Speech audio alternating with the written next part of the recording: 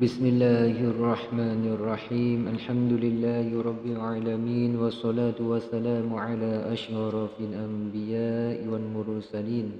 وعلى آله وصحبه أجمعين سبحانك لا علم لنا إلا ما علمتنا إنك أنت عليم حكيم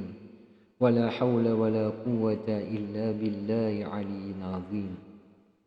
رب اشرح لي صدري ويسر لي أمري واحلل عقدة من لساني يفقه قولي قال المصنف رحمه الله تعالى ونفعنا بعلومه في الدارين آمين يا رب العالمين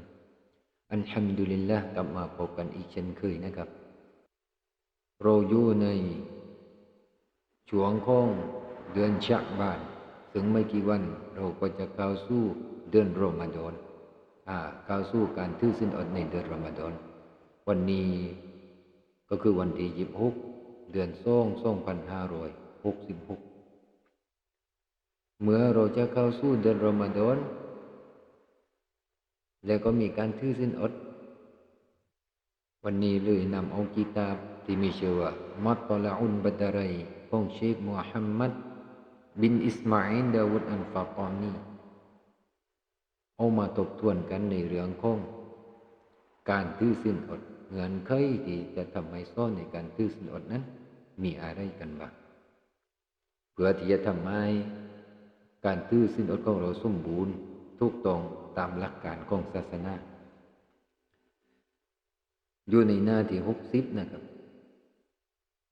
ในบรรทัดสุดท้าย قال المصنف رحمه الله تعالى bermula syarat bagi sah puasa itu เงื่อนไขที่จะทำให้การถือศีลอดนั้นซ่อใช้ได้นั้น beberapa perkara มีอยู่หลายประการด้วยกัน pertamanya ประการที่หนึ่งอิสลามจะต้องเป็นอิสลามไม่ความว่าจะต้องเป็นผู้ที่นับถือศาสนาอิสลามเป็นมุสลิมmaka tiada sah puasa orang kafir ดังนั้นแล้วการถือศีลอดของพวกกาเฟรนี่ผู้ที่นับถืออื่นจากศาสนาอิสลามนี่การถือศีลอดของเขานี้ถือว่าไม่ซอใช้ไม่ได้ถึงแม้ว่าเขาจะกินข้าวตอนหัวรุ่งเหมือนกับเราแล้วก็ไปกินข้าวอีกคนหนึ่งในตอนหลังมักริบหรือว่าในตอนที่ทำการละศีลอดเหมือนกับเราการถือศีลอดการอดของเขาน่ะไม่เรียกว่าเป็นการถือศีลอดและการอดของเขานั้นก็คือใช้ไม่ได้ใช้ไม่ได้ตรงนี้ก็คือใช้ไม่ได้ตามบทบัญญัติทางศาสนาที่จะใช้ได้ในการอดอาหารถือศีลอดนี้ก็คือเฉพาะมุสลิมเท่านั้น maka jika murtad pada satu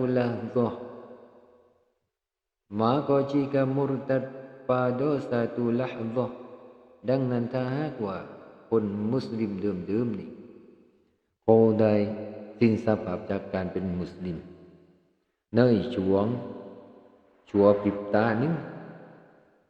daripada harinyaจากวันที่เขาได้ทำการถือศีลอดเขาได้ทำการถือศีลอดมาตื่นกินข้าวบวชเรียบร้อยแต่ระหว่างวันนี้เกิดสิ้นสภาพจากการเป็นมุสลิมไม่ว่าด้วยกับการกระทำวาจาหรือว่าใจที่จะเป็นสาเหตุทำให้ตกจากการเป็นมุสลิมนั้น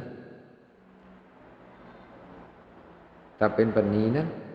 บาตอนปัวซองเนี่ยการถือศีลอดของเขาในวันนั้นถือว่าบาตาย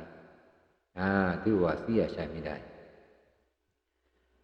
ดังนั้นวาญิบที่คนนั้นคนที่สิ้นสภาพจากการเป็นมุสลิมวาญิบที่เขาจะต้องรีบเข้าสู่ศาสนาอิสลามไม่ก็คือจะต้องมีการเตาบัตขออภัยโทษต่ออัลเลาะห์แล้วเข้าสู่ศาสนาอิสลามไม่อีกครั้งหนึ่งด้วยการกล่าวว่าอัชฮะดุอัลลาอิลาฮะอิลลัลลอฮ์ wa ashhadu anna Muhammadar Rasulullah และการถือศีลอดของเขาในวันนั้นวาญิบที่เขาจะต้องทำการกอฎอเมื่อได้พ้นเดือนรอมฎอนปีนี้อันนี้คือเงื่อนไขที่หนึ่งก็ดูว่าเงื่อนไขที่สองberakon มีสติสัมปชัญญะยะนี่ไม่ฟาว่าตัมยีซก็คือรู้เดียงซาคำว่ารู้เดียงซานี่เริ่มนับตั้งแต่เด็กที่มีอายุ7 ปีขึ้นไปนี่ก็ถือว่ารู้เดียงซาดังนั้นถ้าเขาได้ทำการถือศีลอดการถือศีลอดของเขาถือว่าซอใช้ได้maka tiada sepuasa yang tiada mumayyiz ดังนั้นแล้วการถือศีลอดของคนเด็กไม่รู้เดียงซาคือเด็กที่มีอายุต่ำกว่า7 ปีนั้นการถือศีลอดของเขานั้นถือว่าไม่ซอใช้ไม่ได้ dan yang hilang akonnya และที่ว่าไม่ซอใช้ไม่ได้นั้นก็คือคนที่เสียสติมุสสติหายไป maka jika kedatangan gila ดังนั้นถ้าหากว่าคนที่ทำการถือศีลอดนี่เขาได้เกิดเป็นบ้าขึ้นมาก็คือสติหลุดไม่รู้เนื้อรู้ตัว pada satu lahzah daripada harinya ชั่วพริบตาหนึ่งจากวันที่เขาได้ทำการถือศีลอดถ้าเป็นแบบนี้ก็คือว่ากินข้าวบวชเรียบร้อยตอนว่าหลงพอแล้วว่างวันเกิดบ้าขึ้นมาสติหลุดขึ้นมาชั่วพริบตาหนึ่งบาตอนปูวาซองเนี่ยการถือศีลอดของคนคนนั้นที่สติหลุดเป็นบ้าในระหว่างการถือศีลอดนั้นการถือศีลอดของเขาถือว่าใช้ไม่ได้บาตาย tetapi jikalau datang pitam แต่ถ้าว่าถ้าหากว่าคนที่ทำการถือศีลอดนั้นเขาได้เกิดเป็นลมatauว่ามาบุหรือว่าเมาเช่นเมารถเมาเรือหรือว่าคนที่จะกินข้าวบวชนั้นหมอสั่งให้กินยาเกิดเมายาขึ้นมาในช่วงที่ทำการถือศีลอดtiada batal puasanya การถือศีลอดของเขาถือว่าไม่บาตายไม่เสียมีข้อแม้ว่าที่ไม่เสียนั้น jika ada siumannya ถ้าปรากฏว่าเขาได้ฝืน pada satu lahzah di dalam harinya ในชั่วพริบตาหนึ่งภายในวันที่เขาทำการถือศีลอดก็คือกินข้าวบวชอะไรเรียบร้อยแล้วระหว่างวันเกิดเป็นลมขึ้นมาหรือว่าเมารถเมาเรือขึ้นมาเมายาวไปเลยแต่ก่อนที่จะถึงเวลาละศีลอดเขาได้ฝืนลบขึ้นมาฝืนลบขึ้นมาตื่นขึ้นมาก่อนที่จะทำการละศีลอดอันนี้การถือศีลอดของเขาถือว่าใช้ได้ไม่เสียแต่อย่างใดแต่ตรงกันข้ามกินข้าวบวชมาเรียบร้อยแล้วก็เป็นลุ่มยาวจนพ้นเวลาละศีลอดอันนี้ถือว่าการถือศีลอดของเขาถือว่าใช้ไม่ได้บาตายadapun tidur ส่วนการนอนส่วนการนอนของคนที่ทำการถือศีลอด maka tiada batal puasanya การถือศีลอดของเขาในสภาพที่เขานอนหลับนะไม่บาตายไม่เสีย jikalau menghabiskan harinya sekalipun และถึงแม้ว่าเขานั้นจะนอนตลอดทั้งวันสักทีก็ตามนอนหลับยาวหรือกินข้าวบวชเสร็จก็นอนหลับยาวพ้นเวลาแก้บวชไปแล้วก็ยังไม่ตื่นที่การถือศีลอดของเขาถือว่าไม่เสียใช้ได้นี่เป็นข้อยกเว้นสำหรับคนที่นอนหลับไม่เหมือนกับคนที่เป็นลมและคนที่เมาไม่เหมือนกันketiganya เงื่อนไขที่สามsuci daripada haid dan nifas เงื่อนไขที่สามนั้นสำหรับผู้หญิงนั่นคือผู้หญิงที่ทำการถือศีลอดนี่เขาจะต้องปราศจากเลือด ฮีดเลือดประจำเดือนหรือว่าเลือดนิฟาสเลือดที่มันออกมาหลังจากการเกิดลูกsekalian harinya ตลอดทั้งวันที่นางได้ทำการถือศีลอด dan batal puasanya และถือว่าการถือศีลอดของเขาถือว่าบาตายโมฆะใช้ไม่ได้นั่นดังนั้นคือได้ตั้งงานฮีดdan nifas ถ้าปรากฏมีมาเลือดประจำเดือนและเลือดนิฟาส pada satu lahzah daripada harinya ในพริบตาหนึ่งของวันที่นางได้ทำการถือศีลอดก็คือว่าถ้ากินข้าวบวชมาเรียบร้อยแล้วถือศีลอดมาตลอดทั้งวันแต่ก่อนที่จะทำการละศีลอดนั้นเกิดมีเลือดประจำเดือนหรือว่ามีการเกิดลูกและมีเลือดออกมานั้นก่อนที่จะทำการละศีลอดนั้นแม้กระทั่งกับพริบตาเดียวก็ถือว่าการถือศีลอดของนางนั้นบาตายใช้ไม่ได้keempatnya ประการที่สี่เงินเคยที่จะซ่อนในการถือศีลอดเนียดก็คือจะต้องมีเนียดมีเจตนา maka wajib ditakyin-kan ดังนั้นวาญิบที่จะต้องเจาะจงเนียด pada puasa fardu วาญิบที่จะต้องเจาะจงในการเนียดในการตั้งเจตนานั้นในการถือศีลอดฟัรดู seperti เช่นรอมฎอนเช่นเราถือศีลอดในเดือนรอมฎอนนี่เราจะต้องมีในการตั้งเจตนาของเรานี่ว่าเราถือศีลอดในเดือนรอมฎอนด้วยซึ่งการถือศีลอดในเดือนรอมฎอนนี่เป็นฟัรดูด้านกอฎอหรือว่าถือศีลอดชดใช้ก็จะต้องมีในการเจตนาในการเนียดของเราด้านนาดาร์และการถือศีลอดอันเนื่องจากบุญบานเอาไว้ซึ่งการถือศีลอดอันเนื่องจากนาดาร์บุญบานนี้ก็ถือว่าเป็นฟัรดูด้านกัฟฟาเราะห์หรือว่าถือศีลอดอันเนื่องจากกัฟฟาเราะห์เสียค่าปรับเช่นเสียค่าปรับอันเนื่องจากมีเพศสัมพันธ์กับภรรยาในช่วงที่ทำการถือศีลอดในเดือนรอมฎอนอันนี้จะต้องมีการเสียค่าปรับนอกเหนือจากที่เขาคนนั้นจะต้องถือศีลอดกอฎอชดใช้ในวันนั้นแล้วนั้นก็จะต้องมีการเสียค่าปรับด้วยก็คือมี3ข้อให้เหลือข้อที่1นั้นก็คือจะต้องทำการปล่อยทาสที่เป็นมุสลิม1คนแต่ในปัจจุบันนี้ทาสไม่มีแล้วเขาเลิกทาสกันหมดแล้วดังนั้นไปสู่ข้อที่2ก็คือจะต้องทำการถือศีลอด2 เดือนติดต่อกันเว้นขาดไปสักวันนึงไม่ได้ถ้าเว้นขาดไปสักวันนึงนี้จะต้องเริ่มนับ1ไม่จนครบ2 เดือนติดต่อกันถ้าทำไม่ได้แล้วก็ไปสู่ข้อที่3เลี้ยงอาหารคนยากจน60 คนเลี้ยงอาหารคนยากจน60 คน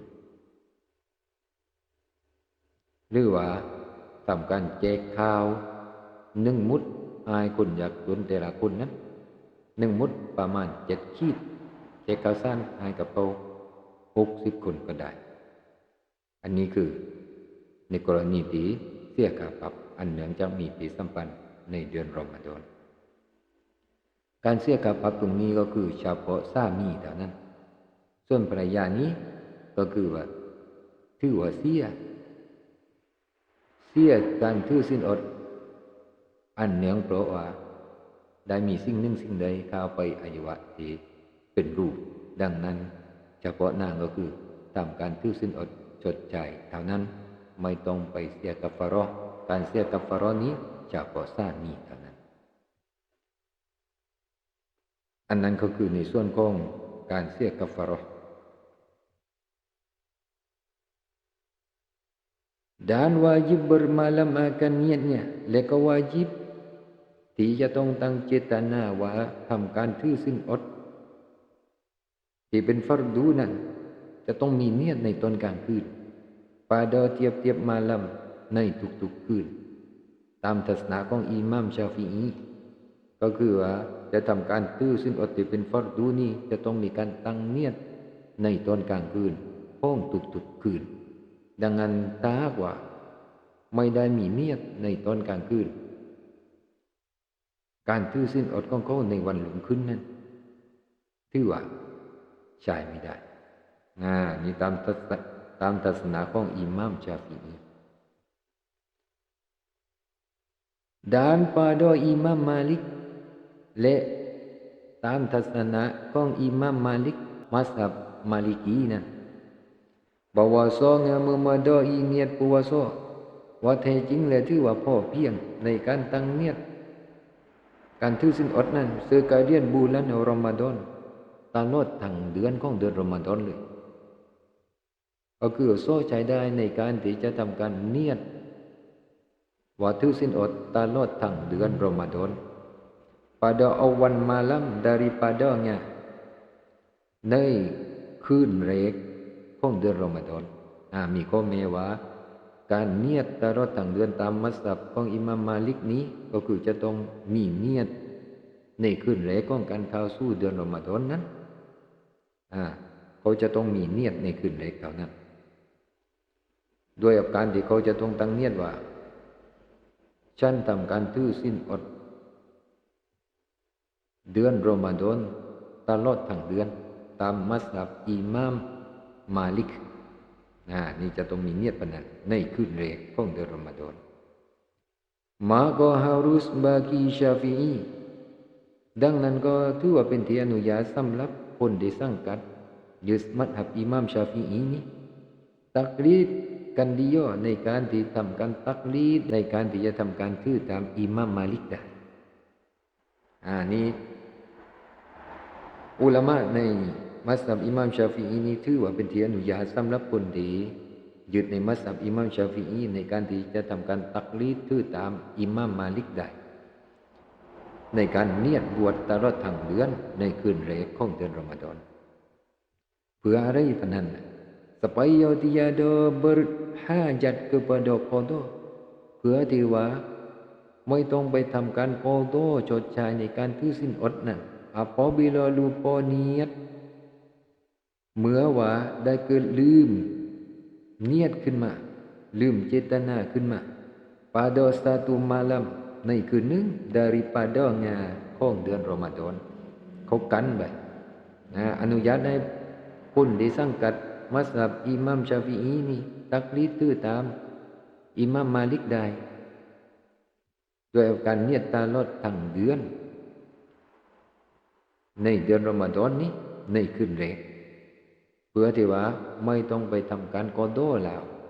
ถ้าหากว่าได้เกิดลืมเนียดขึ้นมาในตอนกลางคืนของแต่ละคืนนี้เขาบอกทางออกให้กันไว้เพื่อว่าเรานี้ได้ลืมเนียดในตอนกลางคืนของคืนนั้น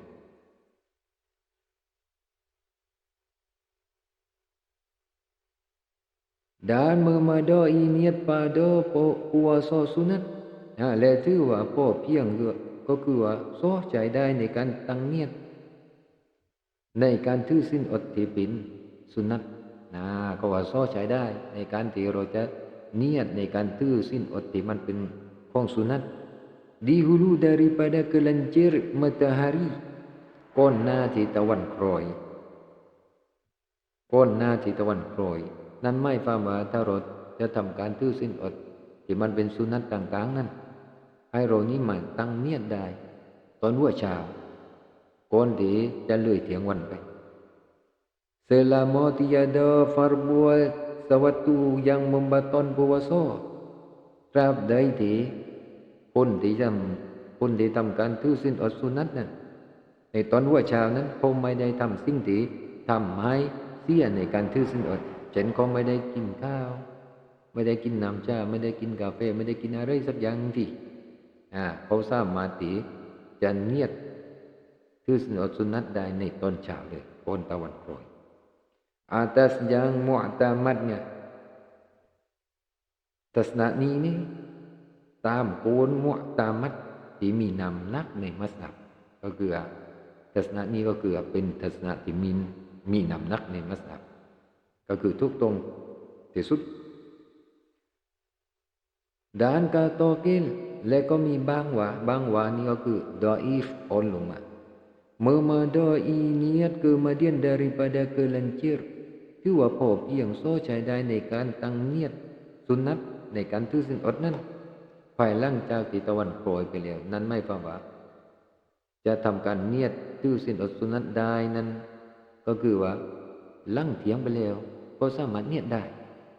เนียดถือศีลอดสุนัตได้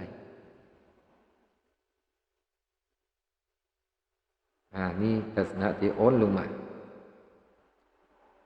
ก็คือพอตอนเช้าเราไม่ได้กินได้ดีคนเลยเถียงไปแล้วเราสามารถจะเนียดถือศีลอดสุนัตได้เลยดังนั้นก็ต่อกินปุระและก็มีบางว่าก็คืออ่อนลงมาเลยเมื่อมาดออีเนียดเนี่ยถือว่าพอเพียงโซ่ใช้ได้ในการตั้งเนียดการถือศีลอดที่เป็นสุนัตนั้นjika mendahulukan diaถ้าหากว่าเขาได้ทำมาก่อน sesuatu yang membatalkan puasanya สิ่งหนึ่งสิ่งใดจะเป็นสิ่งทำให้การถือศีลอดของเขานั้นโมฆะจะไม่ได้นะเขาได้ทำมาก่อนนะนั่นหมายความว่าตื่นมาเช้าแล้วกินข้าวยำข้าวมกน้ำชากาแฟเรียบร้อยแล้วพอกินเสร็จแล้วก็สามารถที่จะเนียดถือศีลอดสุนัตโตไปได้แล้วนี่ทัศนะที่อ่อนลงมาก็คือผลบุญก็ได้แล้วได้ก็คือได้ในตอนที่อดนั่นนะสมมติว่าเราไปตั้งเนียดตอนที่ก่อนหน้าเที่ยงวันทางที่ตอนเช้าเรากินข้าวกินอะไรเรียบร้อยแล้วนะถ้าตามทัศนะนี้นั่นก็คือว่าไปเนียดในก่อนหน้าตอนเที่ยงวันแล้วก็อดยาวไปจนกระทั่งไปถึงเวลาของกันละสิ้นอดเราก็จะได้ผลบุญในช่วงที่เราอดนั่นแหละถ้าตามทัศนะนี้ถือว่าใช้ได้เนียดตรงนี้แต่ที่มุอะตะมัดในมัซฮับแล้วก็คือจะต้องทำการถือศีลอดเนียดถือศีลอดสุนัตนั้นก่อนตะวันโปรยโดยมีข้อแม้ว่าก่อนหน้านั้นไม่ได้กินหรือว่าไม่ได้ทำสิ่งที่จะทำให้การถือศีลอดนั้นโมฆะก่อนหน้านั้นก่อนหน้าที่จะทำการเนียดสุนัตในการถือบวชนั้นนี่ตามศาสนาที่มุอะตะมัดต่อไปbermula sekarang-karang niat puasa Ramadan การตั้งเนียดถือศีลอด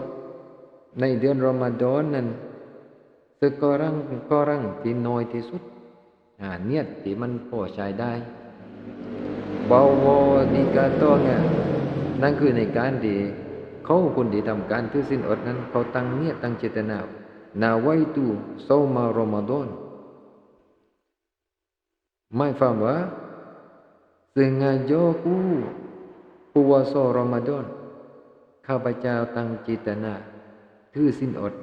เดือนรอมฎอนอันนี้สั้นที่สุดในการตั้งเนียดฉันทำการถือศีลอดเดือนรอมฎอนatau หรือว่าที่เนียดปานนี้ก็ได้ nawaitu shauma an Ramadan sengajaku puasa daripada Ramadan ฉันตั้งเจตนาทำการถือศีลอดจากเดือนรอมฎอนปันนี้ก็ได้นี่ข้องที่สั้นที่สุดถือว่าใช้ได้เลยถ้าเราเนียดปันนี้หรือว่าเราตีเนียดในมันมากกว่านี้ก็ได้ฉันทำการถือศีลอดในวันลงคืนเป็นฟัรดูรอมฎอนในปีนี้เพื่ออัลลอฮฺตะอาลาก็ได้แต่นี่ที่เขาบอกการเนียดก็คือการเนียดที่สั้นที่สุดที่ซ่อใจได้ในการตั้งเจตนาในการเนียดก็คือแค่เพียงเราเนียดว่าฉันตั้งใจตั้งเจตนาถือศีลอดในเดือนรอมฎอนนั่นก็ถือว่าใช้ได้กาลิมองเงินไขที่5ที่จะทำให้ซ่อในการถือศีลอดนั้นmenahankan dirinyaยับยั้งตัวเองก็คือยับยั้งตัวเองของคนที่ทำการถือศีลอดนั้น daripada yang membatalkan puasa ให้พ้นจากสิ่งที่จะทำให้การถือศีลอดของเขานี้บาตายโมฆะยับยั้งตัวเอง maka wajib menahankan dirinya ดังนั้นก็วาญิบที่คนที่ทำการถือศีลอดเขาจะต้องยับยั้งตัวของเขา daripada makan จากการกิน dan minum และจากการดื่ม jikalau sedikit sekalipun และถึงแม้การกินการดื่มนั้นจะเล็กน้อยสักทีก็ตามคำว่าเล็กน้อยสักทีก็ตามนี่ประมาณไหนล่ะ seperti เช่น sebiji langa เช่นเท้ากับเมล็ดงาdan setitik air หรือว่าเท้ากับน้ำหยดหนึ่งอันนี้เล็กน้อยถึงแม้จะเล็กน้อยทำมาเด็ดงาที่เป็นอาหารหรือว่าที่เป็นน้ำเท่ากับน้ำหนึ่งหยดสักทีก็ตามดังนั้นsengajaโดยเจตนา maka jika makan dan minum yo ดังนั้นถ้าหากว่าคนที่ทำการถือศีลอดนี้เขาได้กินเขาได้ดื่มดังนั้นlupa ด้วยกับการดื่ม atau jahil หรือว่าเขาไม่รู้ก็คือไม่รู้ว่าการกินการดื่มนี้ทำให้เสียศีลอดฉันคนเข้าหลักศาสนาไม่ฉันคนมุอัลลัฟที่เขาสู้การนับถือศาสนาไม่บางทีเขาอาจจะไม่รู้ว่าการกินการดื่มนี้ทำให้การถือศีลอดนั้นเสียอันนี้ก็ไม่เป็นไรการถือศีลอดถือใจได้อันเนื่องจากเขาไม่รู้เขาไม่ได้เรียนที่หรือว่าลืมอยู่บวชมาเรียบร้อยลืมไปกินข้าวเสร็จแล้วกินน้ำเสร็จแล้วลืมไม่รู้ตัวพันนี้นะติยาดอบาต้นบัวซอการถือศีลอดของเขานั้นถือว่าไม่โมฆะไม่เสียนั่นเองถ้าลืมหรือว่าโดยที่ไม่ได้รู้ไม่ได้เรียนรู้แต่ถ้าเจตนากินเข้าไปแม้แค่เพียงเมล็ดงาที่เป็นอาหารหรือว่าน้ำเท่ากับน้ำหนึ่งหยดโดยเจตนาการถือศีลอดนั้นก็ถือว่าโมฆะใช่ไม่ได้ในวันนั้นdan daripada jima dengan sengaja และคนที่ทำการถือศีลอดเขาจะต้องยับยั้งจากการจิมะการมีเพศสัมพันธ์โดยเจตนา dan mengeluarkan mani dengan sengaja และเขาจะต้องยับยั้งตัวเองในการที่จะทำให้น้ำอสุจินั้นออกมาด้วยเจตนา dan muntok dengan sengaja และจะต้องยับยั้งตัวเองนี้จากการอาเจียนโดยเจตนาถ้าจิมะโดยเจตนาทำให้อสุจิเกิดมาโดยเจตนาและอาเจียนโดยเจตนาอันนี้ถือว่าการถือศีลอดถือว่าโมฆะใช้ไม่ได้แต่ตรงกันข้ามไม่ได้เจตนาลืมหรือว่ามันห้ามไม่อยู่มันออกมาเองอันนี้ถือว่าไม่เสียการถือศีลอดtetapi tiada batal puasa dengan dikeluarkan dahak แต่ว่าการถือศีลอดถือว่าไม่เสียด้วยการออกมาของเสมหะsama ada yo ไม่ว่าเสมหะนั้น daripada untoknya มันจะออกมาจากสมอง atau daripada dadanya หรือว่าออกมาจากอกสักทีก็ตามนี่ก็ว่าถือว่าไม่เสียในการถือศีลอดถ้าหากว่าเสมหะนี้มันออกมาไม่ว่าจะออกมาจากสมองหรือว่าหน้าอก dan daripada memasukkan ain sesuatu ke dalam rongga yang terbuka และจะต้องยับยั้งจากการนำเข้าไปสิ่งหนึ่งสิ่งใดภายในอวัยวะที่เป็นรูที่มันเปิดอยู่เช่นเอาสิ่งหนึ่งสิ่งใดที่เป็นตัวนี้เข้าไปในหูเข้าไปในปากเข้าไปในทวารหน้าทวารหลังอันนี้จะต้องยับยั้งตัวเองในขณะที่เราทำการถือศีลอดถ้าเราเจตนาพาเข้าไปสิ่งที่เป็นรูเข้าไปในอวัยวะจะเป็นรูนั้นก็คือการถือศีลอดของเราก็ถือว่าเสียใช้ไม่ได้ dan keenamnya และเงื่อนไขที่6ที่จะทำให้การถือศีลอดนั้นใช้ได้นั้นmasuk waktu จะต้องเข้าเวลานั่นคือเราจะถือศีลอดในเดือนรอมฎอนเราจะต้องรอคอยให้เข้าสู่เดือนรอมฎอนเสียก่อนatau dapat sebab pada puasa fardu หรือว่าจะต้องมีเหตุในการถือศีลอดที่เป็นฟัรดูเสียก่อนเช่นเราถือศีลอดอันเนื่องจากกอดอชดใช้นี่ถือว่ามีเหตุเราถือศีลอดอันเนื่องจาก เสียค่าปรับเสียกัฟฟาเราะห์โดยถือศีลอดอันเนื่องจากนาซาร์บุญบันไว้นี่ก็เรียกว่ามีเหตุถึงจะทำการถือศีลอดได้นี่ก็จบไปในทั้งหมดที่เป็นเงื่อนไขที่จะทำให้การถือศีลอดของเรานี้ซ้อใช้ได้ในคราวหน้าก็เขาก็จะมาลุ่มสู้ในรายละเอียดสิ่งที่จะทำให้การถือศีลอดของเรานี้บาดตายโมฆะใช้ไม่ได้ว่าสิ่งที่จะทำให้การถือศีลอดของเรานี้เสียใช้ไม่ได้นั้นมีอะไรกันบ้างในคราวหน้าก็จะลงรายละเอียดในเรื่องนี้เราก็มาอ่านต่อกันไม่ละในคราวหน้า والله أعلم سبحانك اللهم وبحمدك أشهد أن لا إله إلا أنت أستغفرك وأتوب إليك